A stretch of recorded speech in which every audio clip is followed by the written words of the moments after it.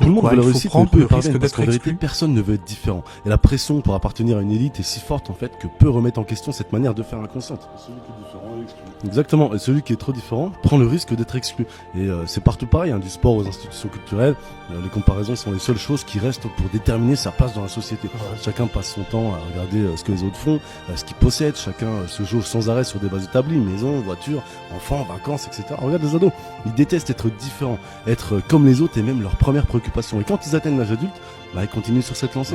Alors qu'en fait, les grands hommes qui changent le monde ne se comparent pas aux autres. Ils peuvent être originaux, bizarres, obsessionnels ou même hermétiques. C'est difficile de les classer parce qu'ils n'entrent dans aucune catégorie. En fait, ils se comparent seulement à eux-mêmes et à leur propre potentiel et à ce qu'ils entendent réaliser. Et ce potentiel est déterminé par eux-mêmes et pour eux-mêmes. Et comme ils ont souvent des ambitions et qu'ils ont souvent confiance en eux, ce potentiel estimé les pousse à toujours se dépasser sans forcément être limités, ni encombrés par des conventions sociales ou culturelles. En fait, chaque problème se transforme